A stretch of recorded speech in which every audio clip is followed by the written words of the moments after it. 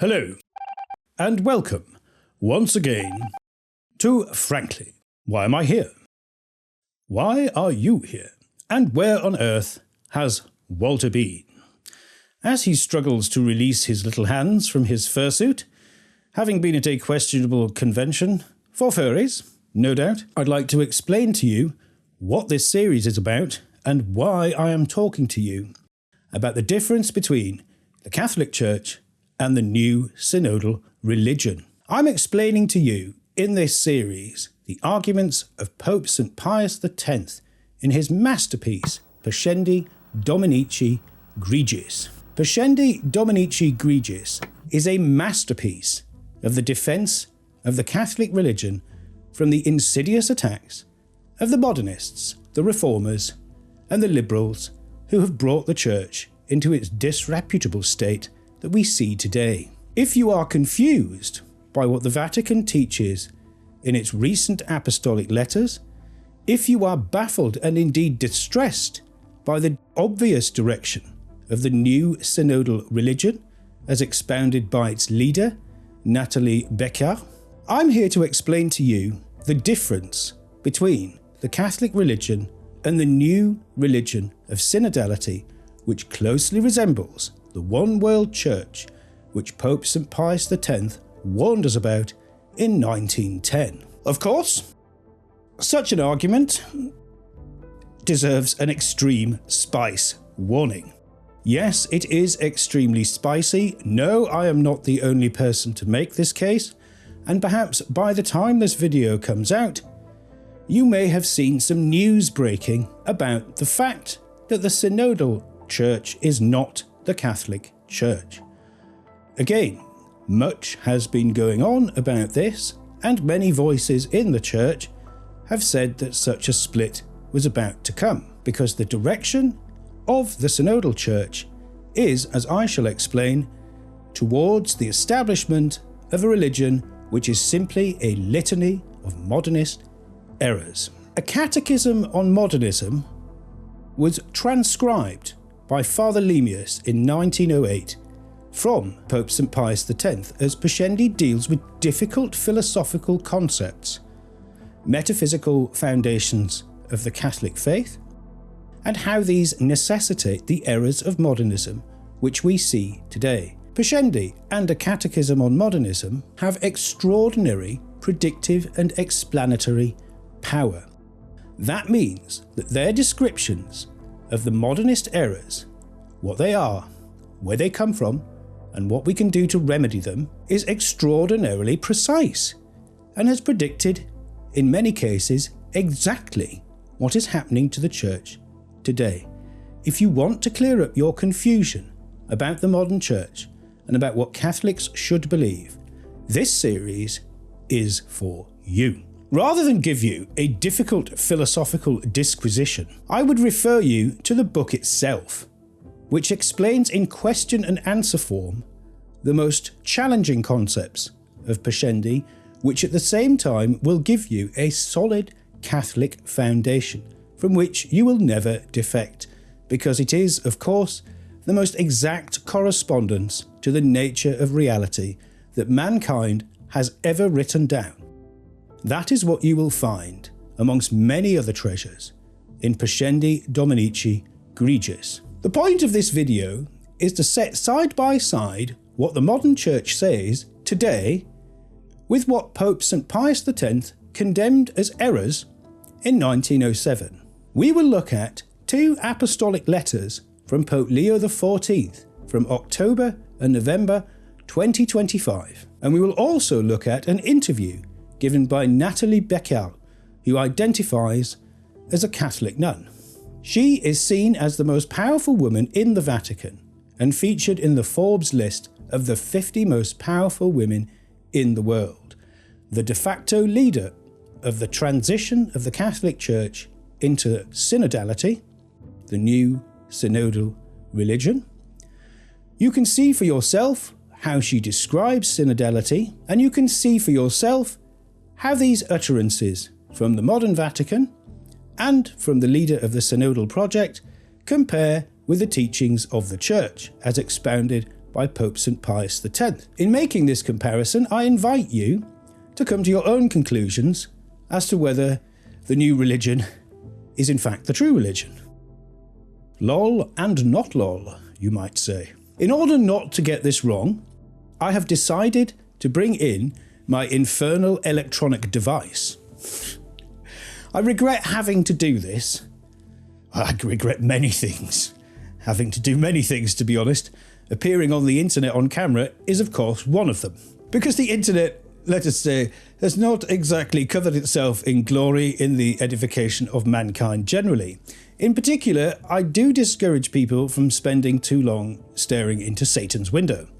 But in order not to get this wrong, and it is very important not to get it wrong, I will have to read out the extracts that I intend to show by this comparison directly from my little iPad. This is to make sure that I do not mislead you, and this is to make for an exact comparison between what the Church taught in its pre-modern iteration and what it says today. This is to support the claim that the Synodal Church is not the Catholic Church, that the new religion is not in fact the true religion, and it also supports the claim that synodality presents effectively a litany of errors. I told you that there was justification for an extreme spice warning, and if Walter can free himself from his fursuit, he can probably display the appropriate number of chilies to illustrate this fact. The first part of Pascendi, which is the longest part by far, goes on about the modernist errors. It lists them. Modernism is essentially agnostic. It goes on about this because it says that the modernists reduce religion to a human origin, saying it is an origin in man's subconscious, not from God, and therefore expressed through his heart, his sentiments, his feeling, and finally his mental images. That's what the first 5 parts of Pascendi discuss in some extremely precise and often challenging philosophical detail. By the way, if you want an introduction, and a sound one, to Catholic metaphysics and why it matters, I would direct you to the recently published book of Father James Maudsley, which I've got myself, and I can say that although I believe I understand it, I would be unequal to the task on writing with such clarity on metaphysics. Father Maudsley's book demonstrates the finest tradition of Catholic scholarship, combining practical wisdom with profound spiritual insight and philosophical precision. And so I will now get on with a comparison between the 6th and 9th sections of the first part of Pascendi and compare them with the recent pronunciations from the Vatican. Section 6 of the first part of Pascendi on the errors of modernism talks about the modernist concept of the origins of religion. It reminds us that modernists do not believe that religion is in fact supernatural. That is to say, modernists do not believe that religion, the idea and requirement for religion, the religious impulse, originates in God but in man. This, of course, is anathema, that is to say, it is heretical, because from this idea proceeds the notion that religion is simply an intellectual or sensational thing, which must change according to the perspectives of the individual. That's to say, it's just composed of sentiments or feelings, and therefore it must correspond to the mental images, sentiments and feelings of the modern times. Would you look at that? Today, of course, we have a Vatican which celebrates the banner of Satan, also known as the rainbow flag. Again, I don't want to know what the circle is for, and let's just politely say it probably represents the pitiless eye of Sauron himself. Furthermore, the Vatican does promote aggressively open borders, which is simply a partnership with human trafficking organisations to destroy the nations of the West, formerly known as Christendom. In addition, the Vatican preaches a conversion to the worship of the climate, in the words of Pope Leo XIV himself, which is effectively calling for the cult-like adoration of a central pillar of the liberal state religion. I would like to point out for those who currently despair of this situation that the liberal global order generally and its liberal state religion are both disintegrating rapidly around us. Its days are numbered and you will probably live to see the end of them. Lol. I would like to point out that the Vatican has in fact decided to promote the liberal state religion in place of the religion of Christ, which is that of the Catholic faith. It's not just a series of theological errors, but I believe it is a strategic error as well, which is equivalent to jumping onto the deck of the Titanic as it sinks. Because the global order of liberalism and the mass belief that supported it in all of its totems is collapsing around us right now. The sixth section of part 1 of Pascendi talks about the modernist idea of the origin of religion. It deletes the supernatural, which is God, saying religion is a timeless form whose existence is simply natural. This reduces all religions to mere symbols, says Pope St. Pius X, meaning they're all equally valid or meaningless. You can call this naturalism. This is why you might see in some of the great encyclicals the word naturalism condemned. It's basically a concept of the world that effectively deletes God in his supernatural form, reducing him to an object of man's passions, sentiments and imagination. Do these modernists who believe in this exist purely outside the Church? No. In 1907, Pope St. Pius X said, "These are not merely the foolish babblings of infidels, there are many Catholics, yea, and priests too, who say these things openly, and they boast they are going to reform the Church by these ravings." Walter, I think this deserves a sixth spice warning. As you can see, Pope St. Pius X was no appreciator of the one world church. Now, you will see from his writings that he amply demonstrates why these errors of modernism are to be condemned. They're not merely condemned out of hand. He's not just telling you, this is wrong because I say so, because of my papal authority. Pascendi, through a catechism on modernism, will explain to you exactly why they are wrong. The first 6 sections of Pascendi demonstrate that modernism seeks to replace the Catholic faith with a religion of human sentiment. You will note that synodality is essentially a person-centered religion of sentiments. You can now understand why this is condemned by faithful theologians. The person-centered ethos of synodality, the new way we are told of, quote, being church, is in fact anathema.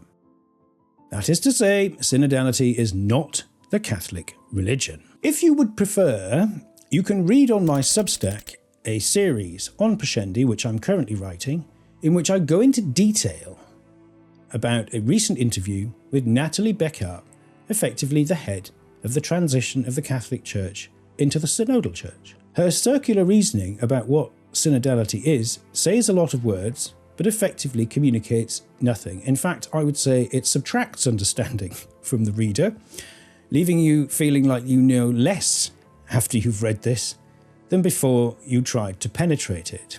For what it's worth, on the 21st of November 2025, Natalie Beckart said this: "The Pope was very clear in explaining the Church is not seeking a standardised model. Synodality will not consist of a model in which every country says this is how it must be done."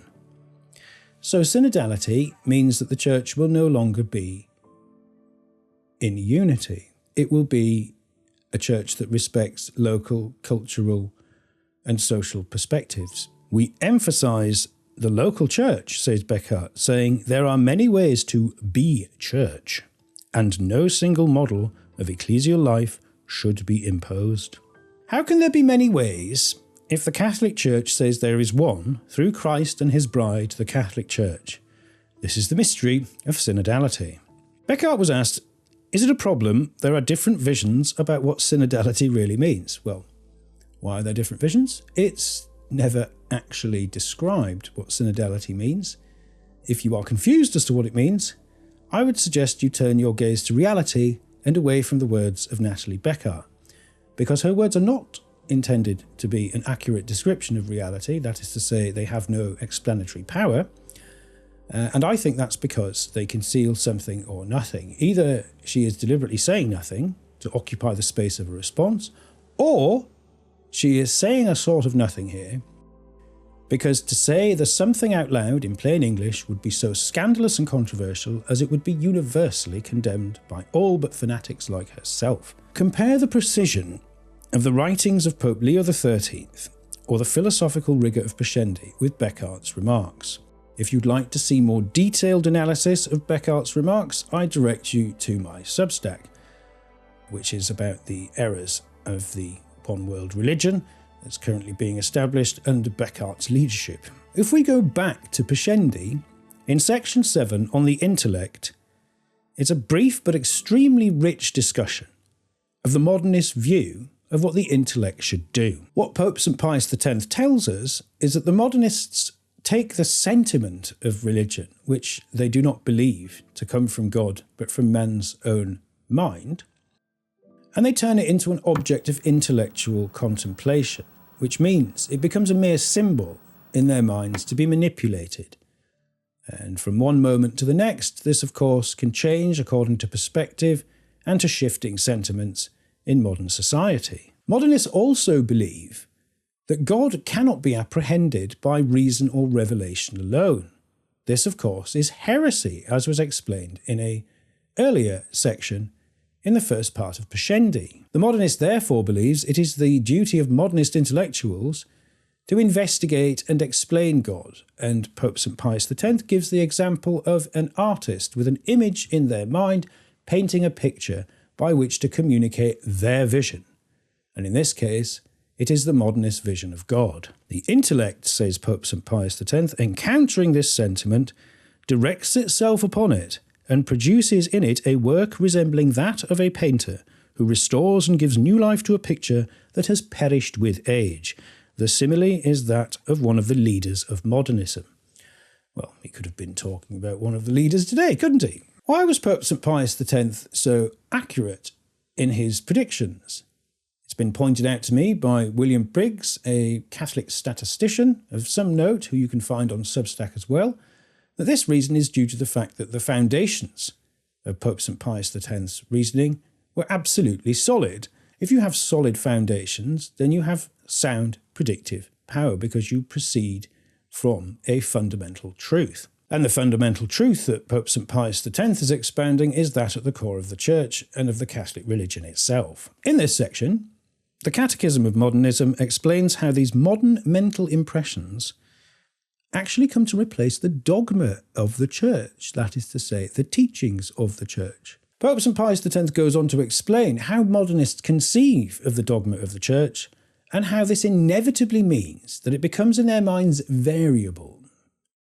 The section after dogma on the variability of dogma, which is section 9, tells you how the modernist concept of dogma as a thing of sentiment and then of intellectual contemplation, and the role of the modernist in explaining the mystery of God to the unwashed masses who cannot come to God by reason, who cannot come to God by revelation, which is heresy, by the way.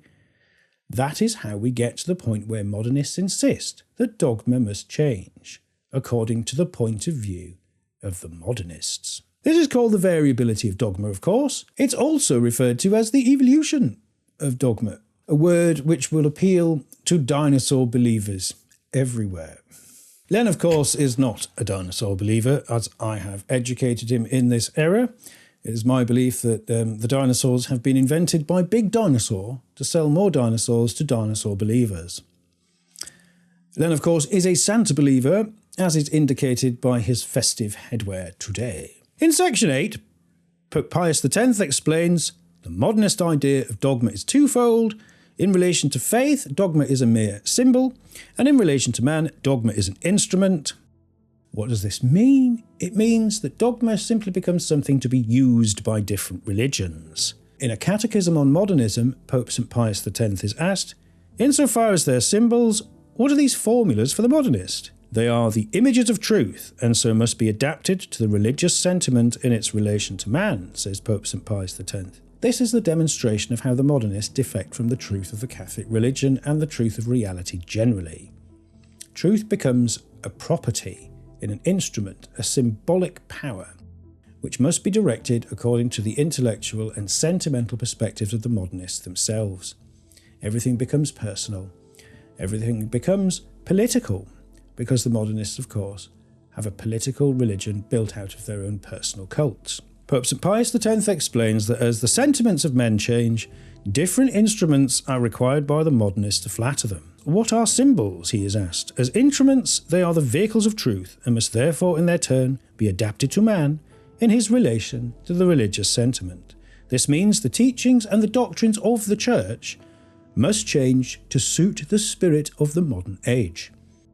Out with the old, and in with the new religion. We may have overused the spice warning, but once again, I think this deserves it. Pascendi explains how the teachings of the Catholic Church have been changed by modernists. Her dogma is seen as merely symbolic truth from the human and humanist point of view. Humanism, of course, is the religion of mankind absent God. It is a secular view, a materialist view of reality that completely excludes the supernatural, worshipping man and in his many aspects in place of Christ himself. As we shall see, the defence and promotion of this humanist position is now advertised as the duty of the Catholic Church by Pope Leo XIV. And here we come to the evidence. In the Variability of Dogma, section 9, Pope St. Pius X explains how the modernist church makes necessary the changing of the teachings of the church. Proceeding from agnosticism through sentiment to the symbolic power of the modernist intellect, dogma is reduced to mere symbols and instruments. The modernist conception of religion recognises an infinite variety of concepts, according to Pope St. Pius X. As one another of these come into view from time to time, Pope St. Pius X tells us, from the modernist perspective, dogma must change accordingly. This is the reason we are told today there are many ways of being church, as the synodalists would have us believe. Pascendi predicted this process, and the product which has produced the proclamation of the new synodal religion is the result of this process of modernism. On the 23rd of November 2025, Leo XIV issued his apostolic letter in Unitate Fidei. It appears to correspond to the profession of several major errors condemned by Pope St. Pius X and, for example, by Pope Pius XII after him. Pope Leo called for the abolition of historical controversies which have lost their raison d'être in order to unify the Catholic Church with churches outside of it, such as the Russian Orthodox Church and the Greek Orthodox Church. The historical controversies which have lost their raison d'être in his eyes include the essential dogma of the filioque, which was established at the Council of Nicaea, on whose anniversary this apostolic letter was issued. In short, the Pope is saying we should get rid of essential parts of Catholic dogma in order to unify the Catholic Church with other professions of Christianity. As Pope Pius X warned, modernists will insist that dogma must be reformed by removing what he called meaningless formulas in order to revitalise the Church. They audaciously charge the Church both with taking the wrong road from inability to distinguish the religious and moral sense of formulas from their surface meaning, and with clinging tenaciously and vainly to meaningless formulas whilst religion is allowed to go to ruin. That is the argument the modernists will use, said Pope St. Pius X in 1907, and that is the argument we hear today from the Vatican. The call to abandon Catholic dogma in the service of unity among Christians was condemned exactly by Pope Pius XII in his 1950 encyclical Humani Generis. He said that in theology, some want to reduce to a minimum the meaning of dogmas, and to free dogma from a terminology long established in the Church, to bring about a return in the explanation of doctrine to the way of speaking used in Scripture and by the Fathers of the Church. They hope they will gradually arrive at a mutual assimilation of Catholic dogma with the tenets of the dissidents outside the Catholic Church, said Pope Pius XII. Pius XII described exactly the method which would be, and indeed was used, to promote the error of what he called Irenaism as a form of the Catholic religion. He said, "There are many who, deploring disagreement among men, through an imprudent zeal for souls, are urged by a great and ardent desire to do away with the barrier that divides good and honest men. These advocate an Irenaism, according to which, by setting aside the questions which divide men, they aim not only at joining forces to repel the tax of atheism, but also reconciling things opposed to one another in the field of dogma. As in former times, some questioned whether traditional apologetics of the Church did not constitute an obstacle rather than a help to winning the souls of Christ, so today some are presumptive enough to question seriously whether theology and theological methods should not only be perfected but also completely reformed in order to promote the more efficacious propagation of the kingdom of Christ everywhere throughout the world. Pope Leo XIV today is calling for controversies to be removed to promote a common understanding, a common prayer.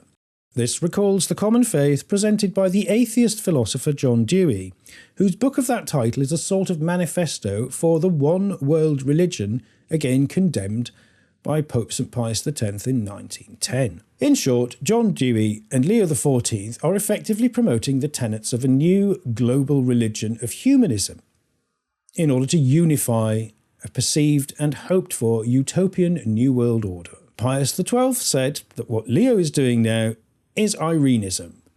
It comes from a Greek word meaning peace, the seeking of peace through the abolition of essential parts of the Catholic dogma. Now, if these were only aimed at adapting ecclesiastical teaching through the introduction of some new explanations, there would scarcely be any reason for alarm, but some, through enthusiasm for an imprudent Irenism, seem to consider as an obstacle to the restoration of fraternal union things founded on the laws and principles given by Christ and likewise on institutions founded by him, the removal of which would bring about the union of all, they believe, but only to their destruction. Pope Pius XII warned in 1950 that to argue to remove parts of Catholic dogma to unite Christian churches under the Catholic faith is effectively to seek your own destruction, because it is an abandonment of the faith. This is done in the cause of peace and in unifying the faith, and I would remind the reader of the phrase, they make a desert and call it peace. Both Pope St. Pius X and Pius XII describe exactly what the modernists believe, what they will do and how they will do it, and how they will advertise what they're doing as good. They're making you feel good in the process. And they will talk about unity and liberation and love and so on. But Pope Leo XIV did not make his first efforts towards the evolution of dogma in November 25. On the 25th of October, the Vatican released an apostolic letter titled Drawing New Maps of Hope. When I first read this title, I thought I must be hallucinating, because it sounded more like some awful new episode of Star Wars rather than something that comes out of the Vatican. As my eyes once again refocused upon the screen, reluctantly I might add, I realised once again a new maxim that I should live by. Formerly, people would say, this is too ridiculous to be true. Now, of course, we must ask the opposite and say, is it crazy enough to be true? And yes, it is. Drawing New Maps of Hope talks about a person-centred religion. Section 5, its several sections, stress the centrality of the person in Catholic education. This is, of course, a modernist concept of a person-centred view of the meaning of life. Pope Leo XIV says, Christian education resembles a choreography. In doing so, he echoes his mentor, Pope Francis, explaining how this new chorus line model of education respects an idea of life itself as some dance routine. This in turn is said to help form the whole person. I would suggest the reader goes back to my series on the Catholic social teaching and read Aeterni Patris, which is the first encyclical of Pope Leo XIII, which stresses the foundational significance of a solid education in Christian philosophy, with the recommendation that life is a sort of dance. After this showstopper, Pope Leo brings the house down with the call for the Catholic Church to, and I quote, dare to pursue an integral humanism. Humanism is the replacement of the worship of Christ with that of man. You can read these words yourself. There are more shocking remarks in there.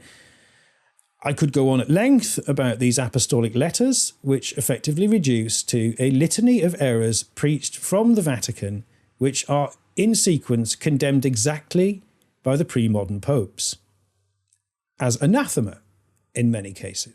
Finally, in its ecumenical efforts, the Synodal Church dares to realise the stark warning of Pope St. Pius X.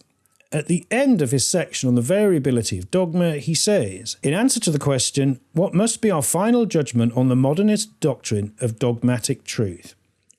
Pope St. Pius X replies, blind that they are, and leaders of the blind, inflated with a boastful science, they have reached that pitch of folly where they pervert the eternal concept of truth and the true nature of the religious sentiment. With that new system of theirs, they are seen to be under the sway of a blind and unchecked passion for novelty, thinking not at all of finding some solid foundation of truth, but despising the holy and apostolic traditions. They embrace other vain, futile, uncertain doctrines condemned by the Church, on which, in the height of their vanity, they think they can rest and maintain truth itself. This is a direct quote from Pope Gregory, his 7th encyclical of July 1834, which Pope St. Pius X closes the section. I hope to have shown you a brief introduction as to why the Synodal Church is a new religion and why it is composed of a litany of errors. Again, if you would like to see in more detail what these errors precisely are, I direct you to my series on Substack, which produces more references and more detail. Of course, what Pope Leo XIV is calling for is a common faith reminiscent of the one world religion condemned by Pope St. Pius X, and whose manifesto was produced in A Common Faith by John Dewey, who helped to found the Council on Foreign Relations.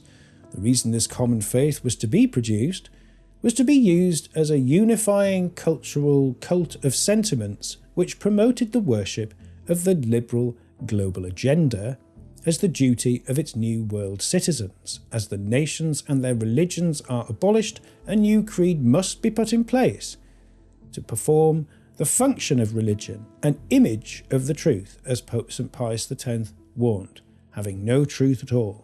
It is a subtraction of Christ from the lives of men. In calling for one love, Pope Leo XIV does not recall the writings of the great encyclicals that came before him, from Pope Leo XIII, nor indeed from Pope St. Pius X, nor of others. It is more reminiscent of the works of another Robert. This time, Robert Prevost appears to be echoing the words of Robert Nestor Marley. If you would be so kind as to play a few bars of One Love by Bob Marley and the Wailers, Walter, I would be much obliged. One love, one heart, let's get together and feel alright. In the spirit of the Synod of Synodality and the ecumenicalism it inspires, I, Frank Wright of LifeSite News, say, Boyo Nati Congo, a dreadlocks Congo I. I'm directly quoting the man who appears to be the inspiration for a recent apostolic letter of Pope Leo XIV, Bob Marley himself. When I say that phrase, as you can see, he sung it himself. And who am I to question the wisdom of the two Bobs? In the next part of this series on Pascendi, communicated to you through a catechism on modernism, we'll investigate all of the errors of the modernists as expounded by Pope St. Pius X. Then we will look at how they are caused, and finally the remedies that Pope St. Pius X recommended for us. The causes and errors are mercifully short sections. But again, if you seek an education into the rigour and the truth of the Catholic doctrine, you will find no better education than in the pages of Pascendi Dominici Gregis. Do not despair. It is not we who have defected from the faith, but the modernists.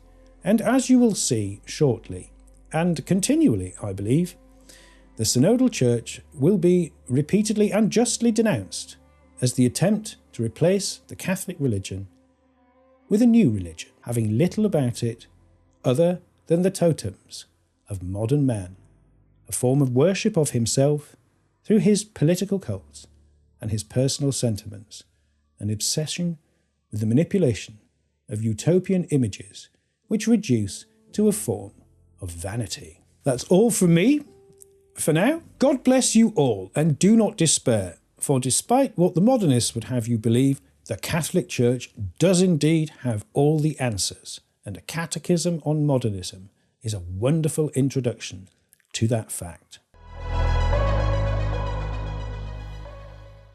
Hello, it's Father David Nix. If you like this content, please click the link in the description for more like this. Thank you all for watching, and God bless you.